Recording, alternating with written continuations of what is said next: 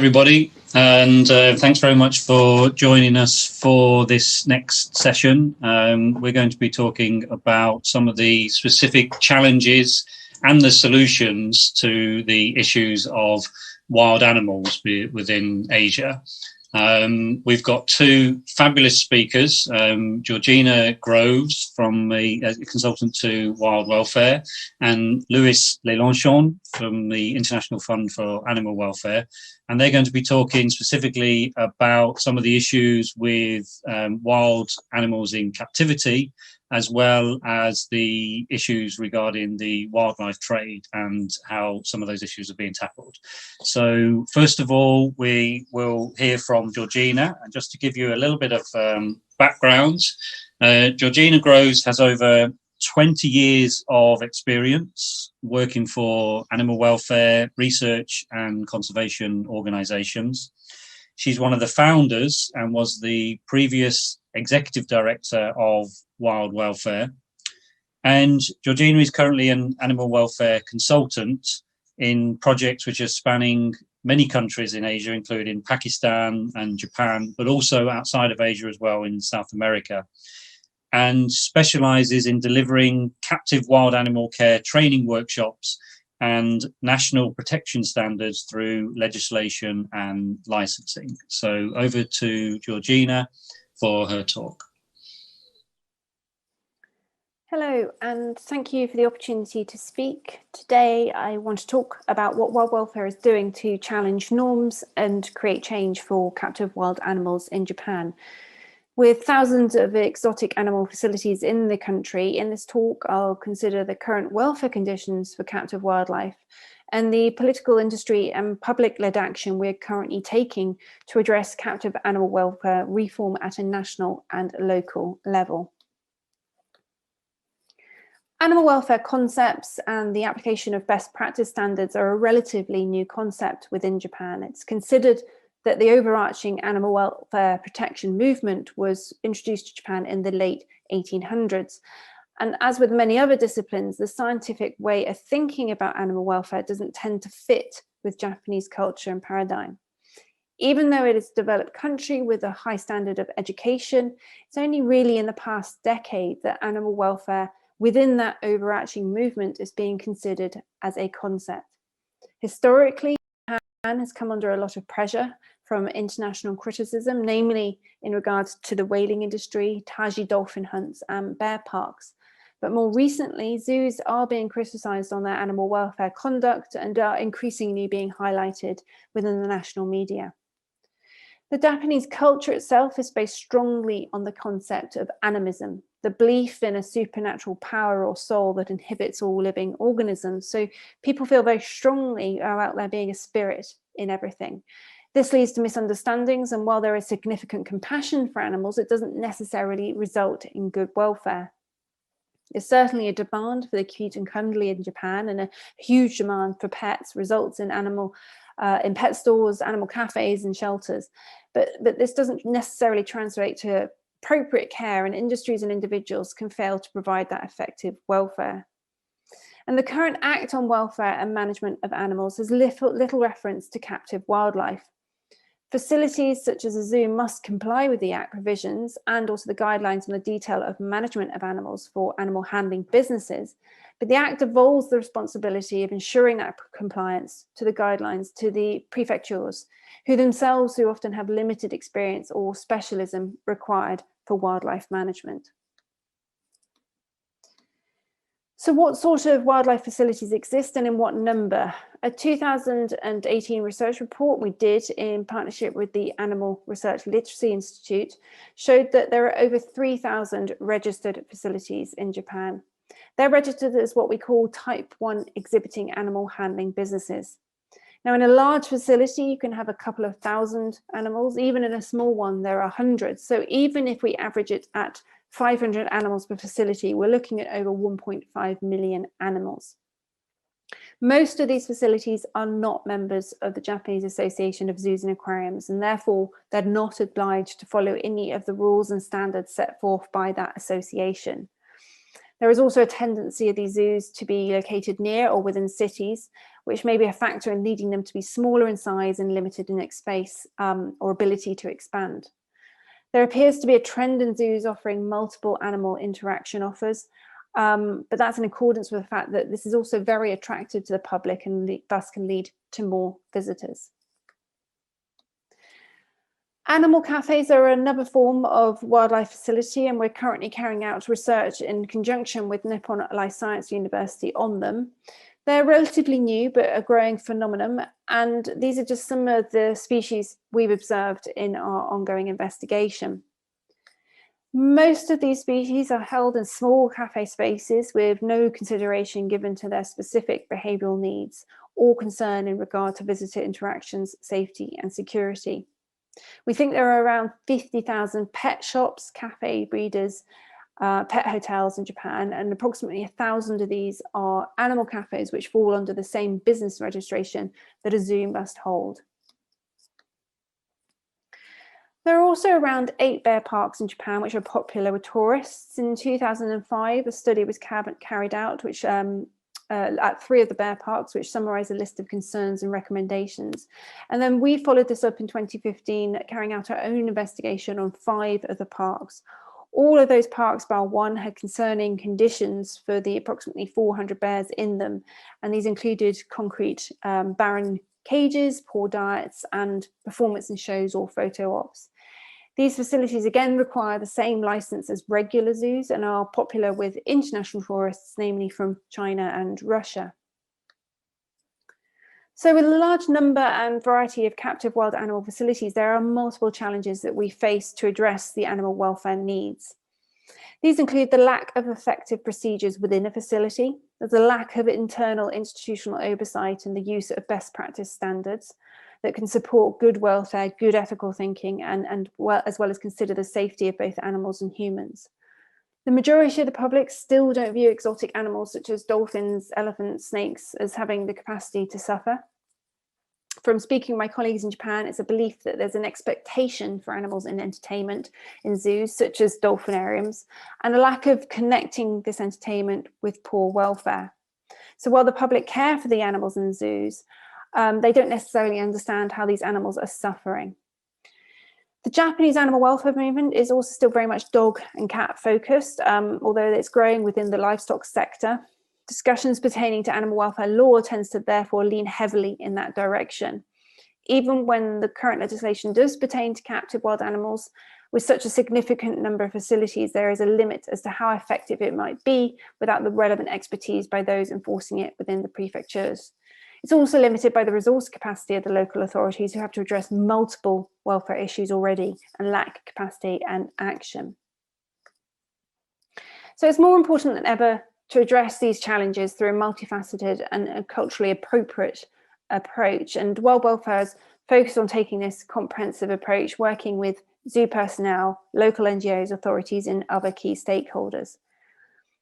We aim to be inclusive and address the issues at the grassroots and political level, and we want to create a narrative around both intrinsic and extrinsic value of animals. Extrinsic meaning the value we assign ourselves to an animal, for example, whether it's for entertainment or food, and intrinsic meaning the value of the animal alone. Sustainable change is much more likely when both values are adopted. We use evidence-based solutions through carrying out our own research and take a collaborative, trusting partnership approach. For all our international programs, we consider current trends or movements in animal welfare practice to champion for change.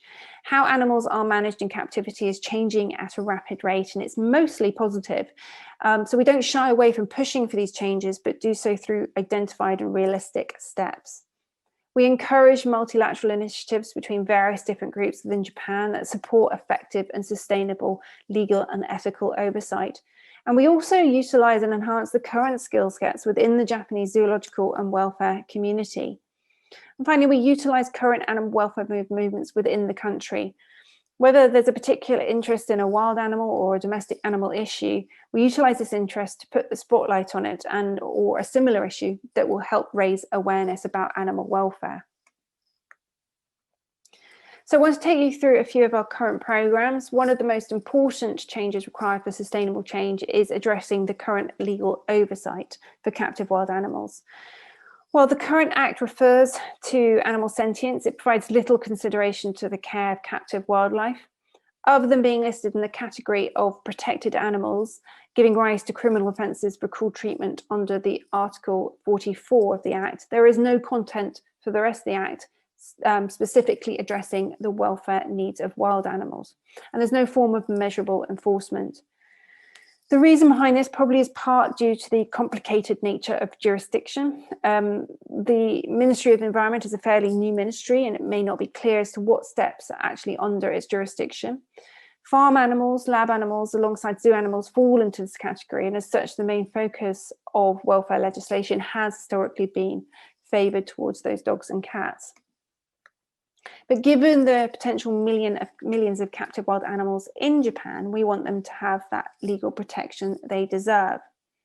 Pushing for changes in law requires us to have the latest information on numbers, conditions, and other global trends in welfare licensing. And as such, we continue to collaborate with Japanese partners on practical and desk-based research so we can present that latest evidence-based information. Through a working group, we're also focusing on developing agreed content for future licensing. And in particular, we're making sure all stakeholders are involved at each step. Our partners include leading Japanese animal welfare NGOs and the Japanese Association of Zoos and Aquariums, who provide their expertise.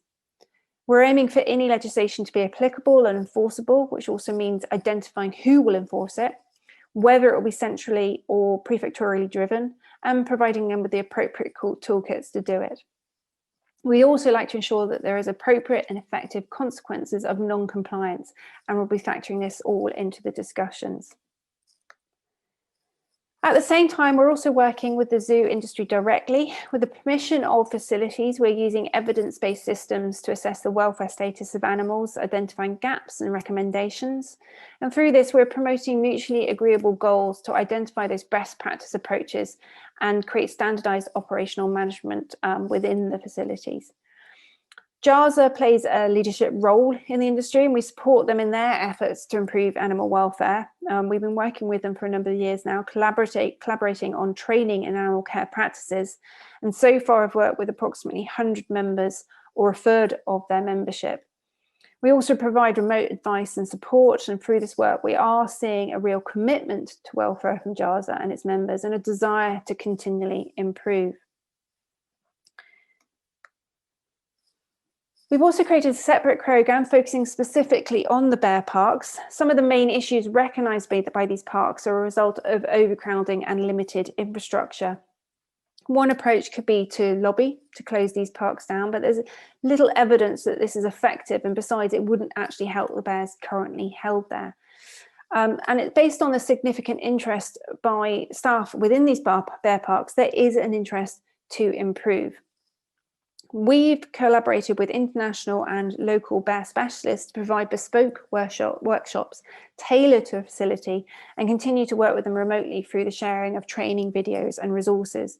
One of the parks has already reduced the number of breeding bears, developed an enrichment program, and is creating an animal training program through these partnerships.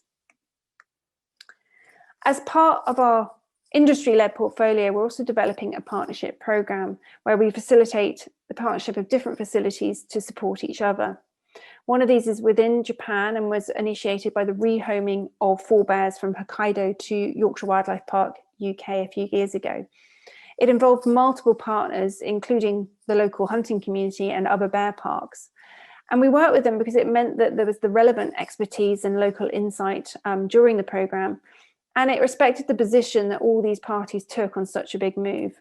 The Burabetsu Bear Park were in particularly incredible support with their resident vet, providing some of the veterinary oversight and working with those local communities. We've also cemented that partnership between the Burabetsu and Yorkshire Wildlife Park, and continue to facilitate this partnership through various online activities at the moment, hoping to work them together in person once the pandemic ends. Traditionally, Japanese animal welfare NGOs have focused on domestic livestock and animal testing issues, with the public awareness and lobbying activities solely focused on improving these areas, and the welfare of captive wild animals often excluded from this progress. So we're working with some of those NGOs to develop new initiatives that address wild animal welfare. One of these activities is teaming up with Japanese NGO JAWS to hold public workshops that are incredibly popular, as there's a real interest to learn. Most attendees have some invested interest in animals, whether they just own them or work for the government or have their own business. And so far we've held 6 workshops for hundreds of individuals, providing activities that tackle topical issues such as visitor-animal interactions or the ethics of holding certain species. And we also develop bespoke resources for the NGOs to use within their own continued training. So what are the end goals? The foundation of success in our program is based on taking a holistic approach that addresses, incorporates, and where relevant, connects all key stakeholders through lateral and integrated working. This means working with, not against industry, government, and all other stakeholders. This foundation forms the basis of our program pillars. With thousands of different facilities all registered under the same license, progress and welfare improvement can only be made when there's clarity on what constitutes a captive facility and how legislation can effectively be used within that context. We want to create a community where facilities prioritise welfare within all their operational activities, and with this comes confidence to address welfare issues and making progressive decisions. We want to see effective internal welfare monitoring programs that are underwritten by standard operating procedures. And finally, these will be complemented by external and enforceable standards that are legally binding. And we want to future-proof all this by ensuring that the current and future Japanese experts are the leaders in the movement, and it's not just directed by international parties. As I've said, significant expertise exists already, and we want to just help support and guide that expertise. And finally, it's essential that the public, who are the footfall to all these facilities, are educated on animal welfare and can help contribute to appropriate courses of action. The improvement for one animal or one enclosure or one facility are as equally as important to national commitments of change through legislation, and we hope that this holistic approach can challenge the current norms and create the change we want to see happen. Thank you very much.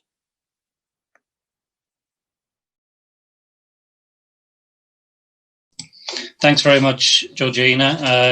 That was a really good insight into the work that you're doing, but also a good mix of the strategic side of the work that needs to be done, as well as some of the practical examples as well of how to implement that. And I think it continues a theme that we've been hearing a lot more recently about this need for collaboration, and this issue in particular, I think, working on captive wild animal issues with the zoo community is something which I find very interesting. Obviously, it's something which I'm involved in myself, but I think it's it can only be done with the support of of all the stakeholders, with the government and the zoo community as well, and trying to find that common ground between animal protection organisations and the zoo community. So, thanks very much for that. I'm sure we'll have lots of questions to be able to explore that a little bit further. Our second speaker is Lois Lelanchon from the International Fund for Animal Welfare. Lois is going to talk to us about the seizure of live animals and in the wildlife trade.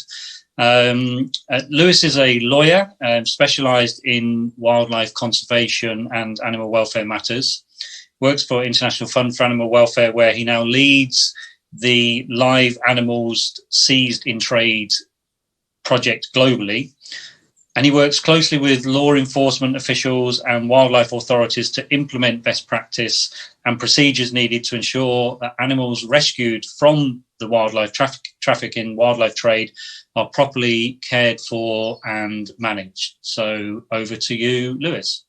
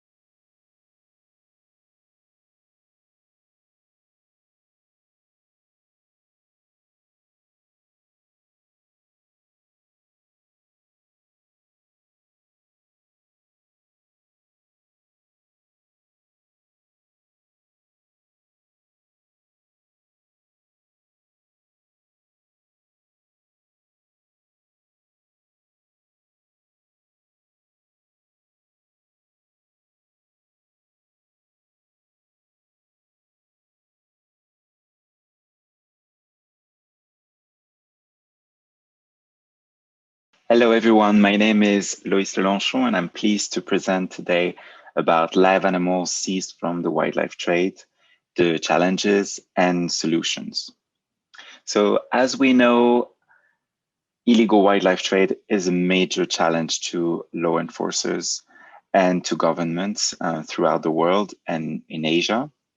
And so there are a lot of questions that law enforcers ask themselves in the context of operations and seizures or confiscations. And these questions really arise during discovery, short-term care, transfer, and management. So at IFAW, we are trying to design solutions to those challenges. One of the first questions is, should live animals matter in the context of law enforcement operations? And here we try to raise awareness in the law enforcement community to draw their attention to the fact that illegal wildlife trade in live animals threaten wildlife conservation efforts. It has severe animal welfare consequences. It entails risk of diseases, and it involves sentient beings that have an intrinsic value. So once law enforcers are sensitized to that issue and to the importance of live animals, how can they factor live animals into their inspection routine? And for this, we train them on the main safety measures that they should know. That includes not eating, drinking, or smoking during an operation, using personal protective equipment, maintaining good hygienes on site, and seeking medical advice if they have an undesirable encounter with live animals.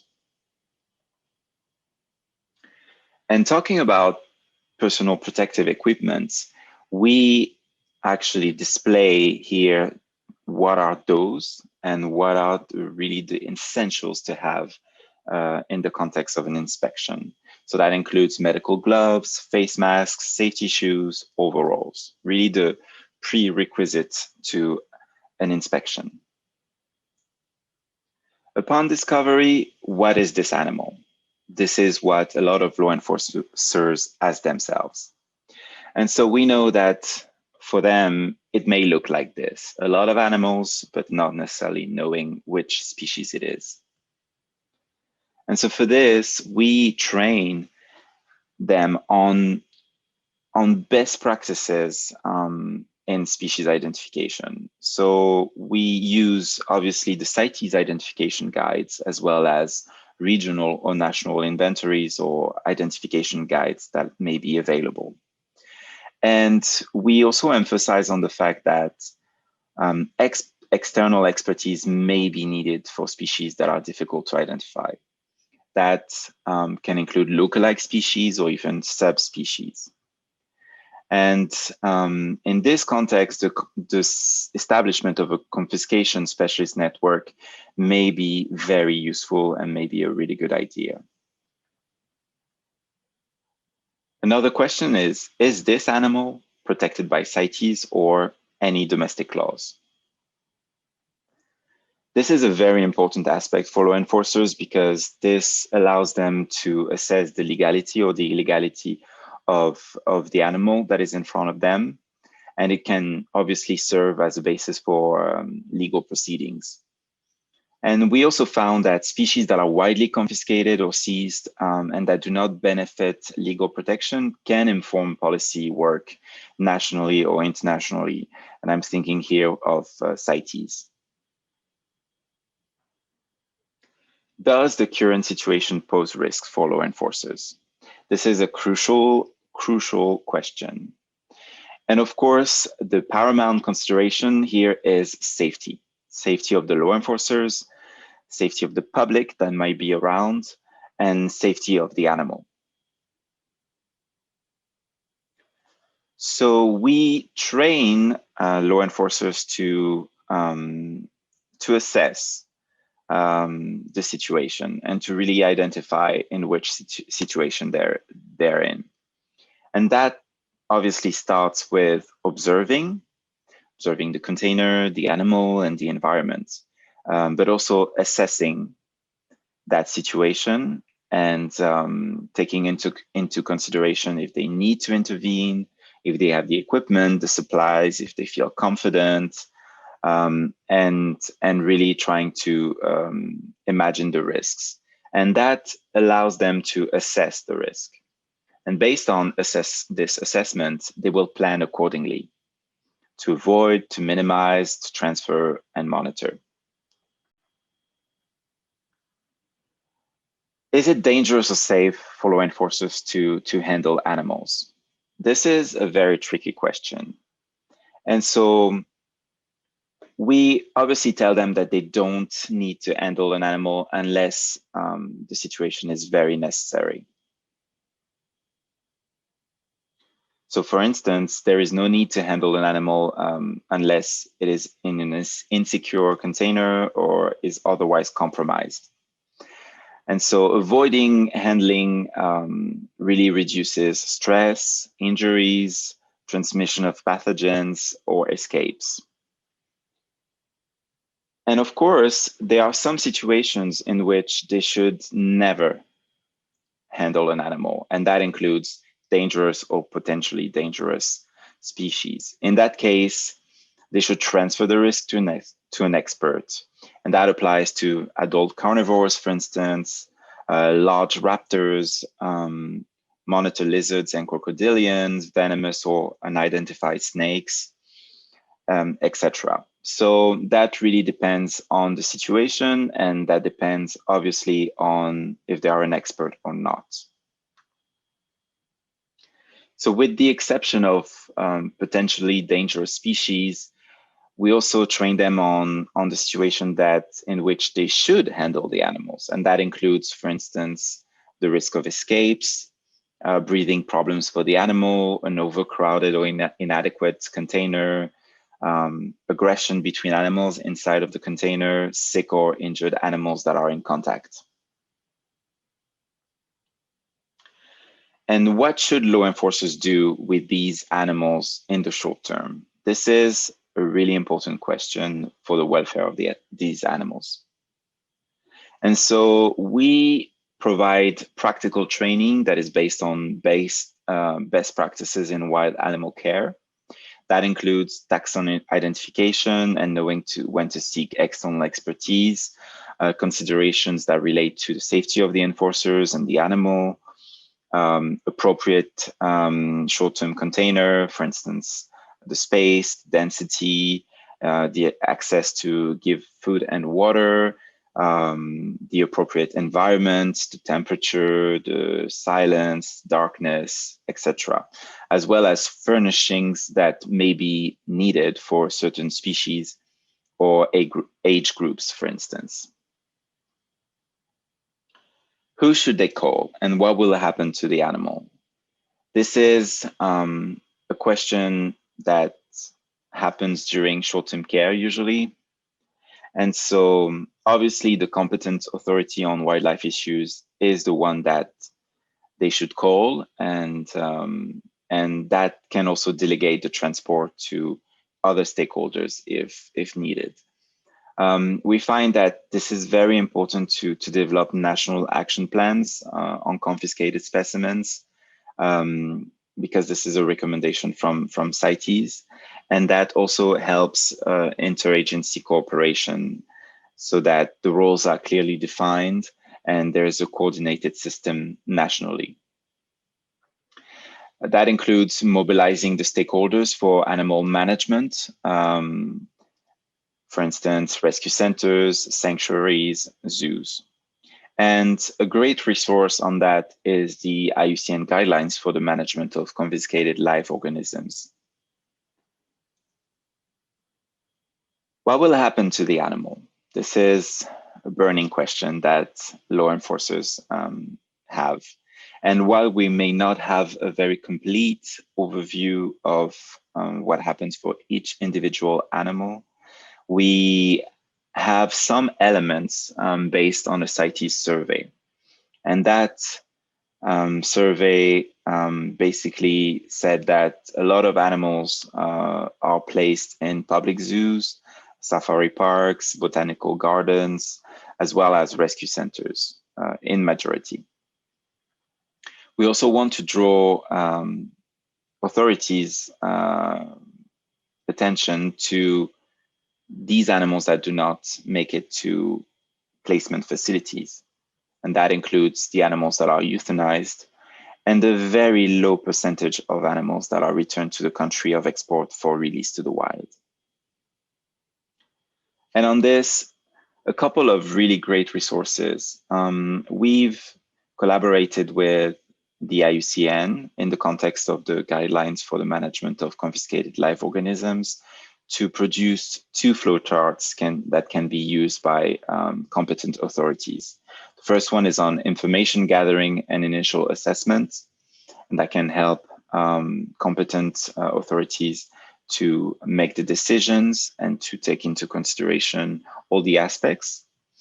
And the second one is on the decision tree for confiscated species. And that really much focuses on the management options that are available.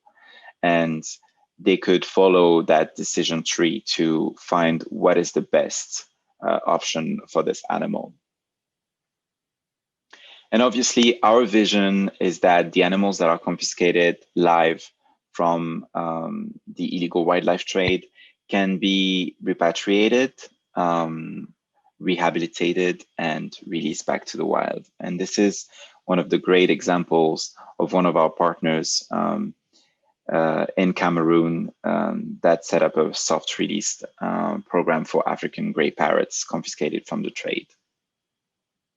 And I thank you very much for your attention, and I look forward to your questions. Thank you.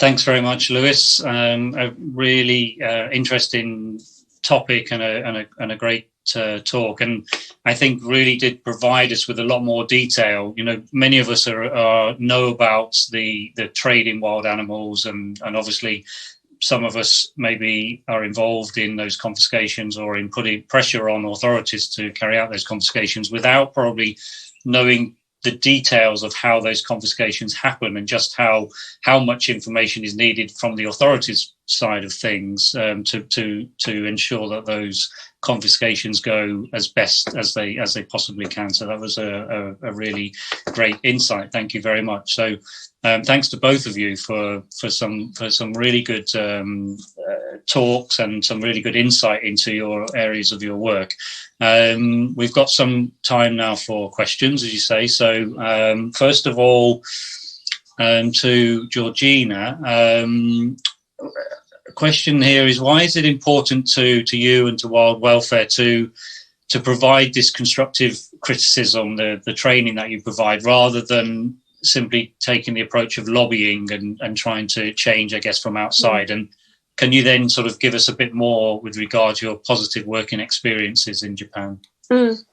I think the wild welfare definitely takes the more collaborative approach in all the programs that it does, but the captive community is naturally defensive and historically has had quite a poor response to lobbying. And I think this is particularly relevant in a country like Japan. And there is expertise and there is a will to improve, which is growing within the country in terms of the improvements needed within the zoos. It's just identifying whether that level of improvement is sufficient enough. It's finding that common ground, and it's determining that actually by working with the zoo community or the captive community over at zoos, animal cafes or bear parks, is more effective in both the short term and the long term than just simply lobbying and at them and sort of attacking them essentially and then closing their doors. And to give some examples, we do work, as I mentioned in the presentation, with the Japanese Association of Zoos and Aquariums. It is a very small association compared to, say, the European Association. It's a very small office and has limited capacity.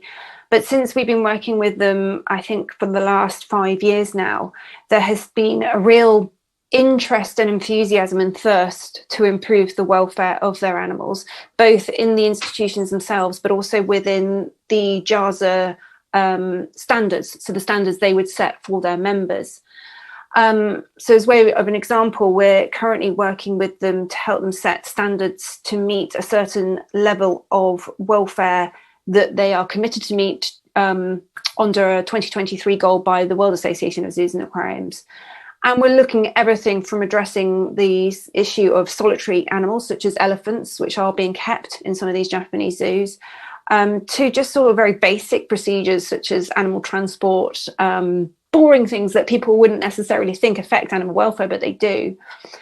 And by year on year working with them, identifying workshops that are very collaborative and very participatory, we have seen real tangible changes. People have shown us their enrichment programs that they developed. They've talked about how they've not got certain animals into their zoos because they realize they can't accommodate those animals.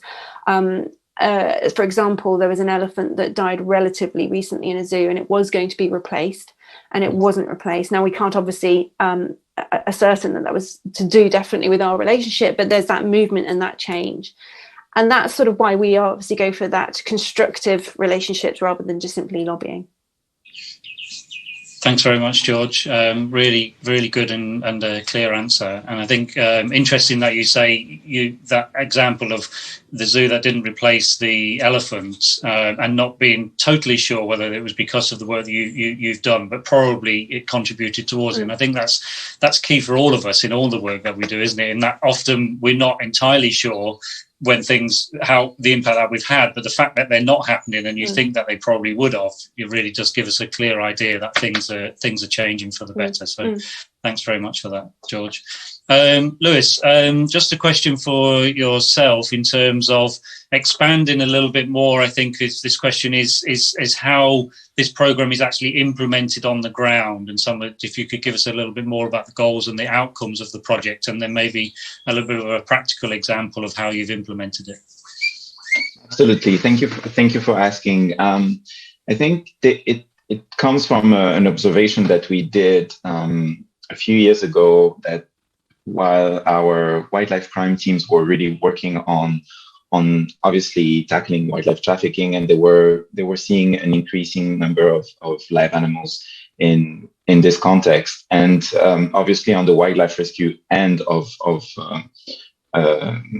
our efforts, we also saw that we were asked a lot to intervene to rescue animals that were confiscated from the trade. So we try to actually make that bridge between those two efforts, and to make sure that we have a holistic approach and to combine our efforts on that. And so we've piloted this project actually in Morocco in 2017, and this is really where we learned a lot about really combining these efforts. And obviously, in terms of the goal is really to improve animal welfare from discovery till the management options are decided and the management decisions are taken, and to minimize animal mortality, and also to be able to be constructive, as Georgina mentioned, to be constructive in our approach with the law enforcement community. So we want to make sure that we're providing solutions to them, and not necessarily always pushing for more confiscations and more action without really looking at what are the consequences. So we want animal welfare to be improved, obviously, but also capacity to be increased, and skills to be developed for them, so that we can see that live animals can be something that motivates law enforcers, but it could also be, if it's not done correctly, it could also be really a deterrence, because obviously that contains, as I mentioned in the presentation, a lot of risks, and if it's not dealt properly, it it could really have negative consequences on wildlife trafficking, anti-wildlife trafficking actions. Thanks very much, Lois. A nice comprehensive answer there with regards to how you're actually implementing it and some of the reasoning behind that. Thank you very, very much. I have another question for you, Georgina, and this was, you touched on the issue of animal cafes, exotic animal cafes, which appear to be an issue in Japan, and just wondering if there a connection with the wider sort of zoological work that you're doing with regards to the work that you're doing with tackling this issue of the animal cafes. Yeah, thanks, Dave. Yes, it's something that we've been looking at now for a couple of years, which was initially raised because of the work we're doing with the animal welfare NGOs, who were kept getting concerns from the public about these animal cafes, and so we started visiting them. And that's when I actually found out that they are held under the same business license as a regular zoo. So, for example, Ueno Zoo in Tokyo, which is a huge zoo, actually essentially just in relation to licensing is exactly the same as a small animal cafe. These cafes are appearing to be increasingly popular. They have predominantly exotic species such as owls, but they also can have things like flamingos, fennec foxes, primates. So a range of species, essentially just like a zoo. And I think they're popular because people can get up close, they can hold them, they can pet them. And they seem incredibly unregulated at the moment, certainly the ones that we have been looking at. Because there is no legal difference between an animal cafe and a zoo, essentially, when a zoo or an animal cafe gets criticised, it is the same as criticising a zoo. And I think what we need to do is address both, but also separate them as two different entities. I personally don't think there's any place in society for things such as an exotic animal cafe. Animals do not thrive within these small contained cafe areas. While they sit under that same licensing, that same legislation, it's difficult to challenge their existence while you're simultaneously trying to improve zoos. So there's the sort of murky crossover, essentially. So the work that we're doing into these animal cafes is essentially to trying to highlight the issue of them and the welfare issue of them, and use that information within our documentation that we will be working with the Ministry of Environment to start talking about this legislation content for zoos in the future. Thanks, Georgina. Good to see that these issues are being addressed. I know it's something which we've heard a lot about, the animal cafes in Japan, and unfortunately they are developing in other countries as well. So it'd be interesting to see whether this is something which we can get some traction with in Japan, and then maybe look at the wider issue in other Asian countries as well. Thanks very much. Lois, I have another question for yourself with regards the transfer of animals to holding centres. In the provided those diagrams, which were really useful about how the authorities can deal with animals, and some of those were to transfer animals obviously to holding centres, and it mentions holding centres that have appropriate facilities to ensure the welfare and survival of an individual. And I think this is something that we've experienced myself within my work as well, is how we ensure or how we help the authorities to actually meet that as a goal, in terms of helping them actually have the skills and the resources to be able to provide appropriate welfare. Is that something which you're involved in, or IFAW are involved in terms of working directly with the rescue centres? Yeah, no, absolutely. We work directly with the sanctuaries and the rescue centers. I must say that this is obviously the really tricky point of this project, because it would require a massive investment, and in all over the world. So it's always the challenging part. But obviously, by working on welfare from the discovery to at least management decision options, we can shift the culture and also explain that the animals need to be taken care of during the transition period, but also the purpose is to obviously ensure that captive placement facilities are equipped and are suitably equipped to care for the animals, the confiscated animals that are given to them and that are placed there. So we do provide technical assistance, and I know that a lot of good sanctuaries and rescue centers are doing amazing work to make sure that the scientific knowledge is shared and widespread. But it's obviously, as you know really well, this is a major challenge from a financial standpoint, and obviously to shift the culture towards animal welfare, which is what Georgina mentioned. Yeah, thanks, Lois. No, it's a major challenge, as you alluded to, I think, and something which hopefully different organisations can help in different countries to meet that challenge in terms of working constructively, as Georgina's talked about within Japan, with the authorities and with the rescue centre network to be able to increase the capacity for the individuals working within that network to be able to care to meet the needs of these wild animals, which, you know, once they're being confiscated, obviously then, you know, the real issue from a welfare point of view starts in their holding and potential release. I've got something from myself as well, which is just something which I wanted to put to both of you, and this was really just to, and maybe sort of links the two together a little bit, I hope. It's, do you feel that there might be a greater role for the international zoo community could take in becoming these specialist centres to both house, but also to breed and release species of conservation value that are coming through? So wildlife which is of conservation value that can't be directly released, but is there a bigger role that the zoo community could play in terms of housing these animals, as well as maybe housing some of the non-threatened species, maybe for non-breeding purposes, for display only?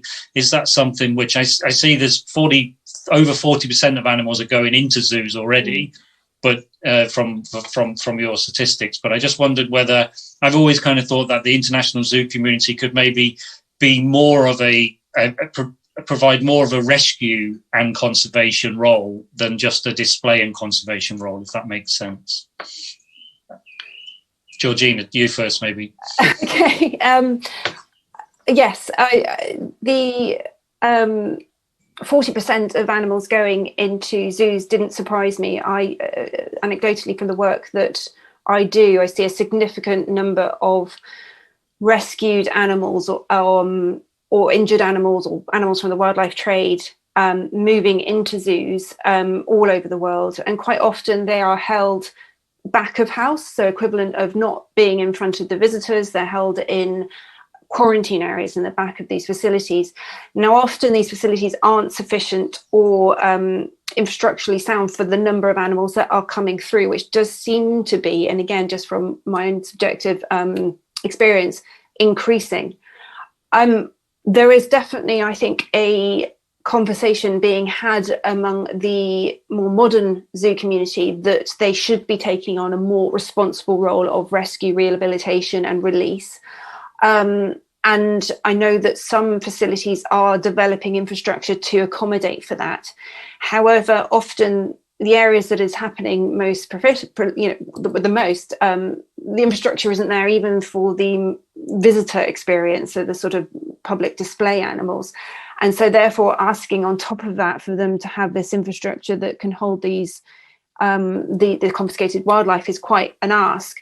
Saying that, I do think that this should be something that should be addressed by the government and being provided that support so that they can accommodate this, because often the people within these zoos are the experts. They are the ones who know how to handle these specific species, these dangerous animals, and they probably can provide the best accommodation.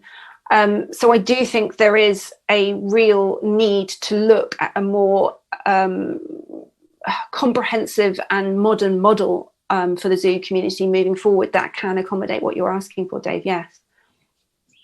Thanks, George. Lois, do you have anything to add?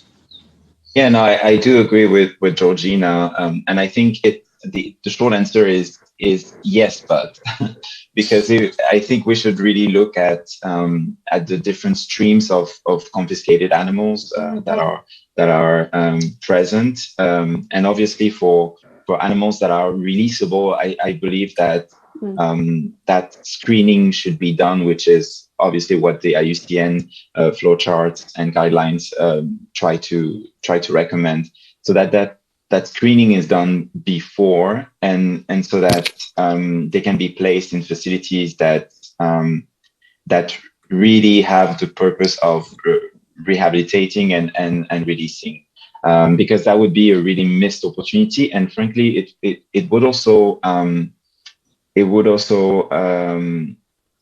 release some capacity for the placement facilities as well, because it doesn't really make sense to put animals that are releasable in captivity. And so, but absolutely, I think that the international zoo community could be of great help, and they're already of great help, especially for animals that are non-releasable. So I think it should really be the criterion that we are basing our decisions on, and not necessarily, for instance, the species that it is, and if it's interesting for the visitors or etc.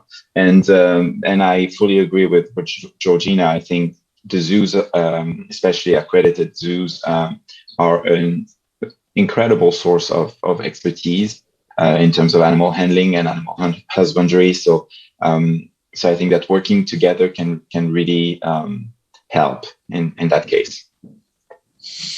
Thanks, Lois. Yeah, some really interesting points there. And yes, I guess if the non-releasable animals, then if there was a case then for some of those animals to go to sort of accredited institutions, or for to improve capacity within country, within some of those zoos within country, to take some of those animals, then maybe that would be something that we can work towards as organisations and working with the zoo community. Thanks very much.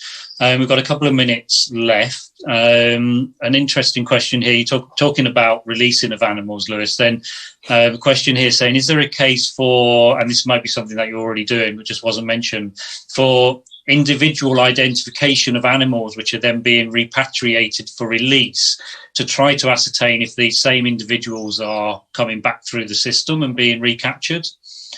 Is that something that you know about, or is that something that should be done? Or This is obviously a very challenging issue, and from our perspective, we always try to make sure that the animals that are released into secure habitats, because otherwise it doesn't make sense, and it's obviously traumatizing. We don't have a system in place, aside from the fact that we are really recommending data collection and species identification is part of it, and the identification of the specimen is crucial. So that could be expanded and taken by the competent authorities to make sure that the animals are not returning into wildlife trade or trafficking. Thanks, Lois. And just in the last minute or so, there's another question for you, Georgina. How do you, or how do we in general, encourage more grassroots activism within Japan for captive wild animal issues? We know that, like in most countries, then, the animal protection movement very much concentrates on dogs and cats, companion animals, and then sort of moves into maybe research animals and farm animals. But how do we encourage that to expand into some of those captive animal issues? I think there's no one way to do that. I believe it's significantly through obviously building capacity within the NGOs that are already working on, animal welfare NGOs who are working on farm pet issues, have got that relationship and that audience already with the Japanese public, to develop their capacity to raise the issue of captive wildlife. I also think it's really important, and both Lois and I mentioned it in our talks, to emphasize the intrinsic value of animals and to get the public, the general person off the street, to understand what intrinsic value of an animal actually means. I strongly believe that you change your behavior because you're compassionate about something. And at the moment, if the value of an animal is only seen because it is either for food or entertainment, there is going to be less ability to change the public attitude and then hence encourage their grassroots action from them, than if they saw these animals having value within just being themselves, just having value as an animal in itself.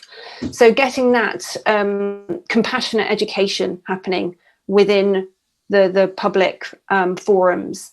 And I think that's done through the capacity building of the NGOs, but also obviously through the zoo community, who get that massive footfall of the public and can educate and should educate the public through that visitorship. So multiple ways, but that's sort of one of those, some of my ideas.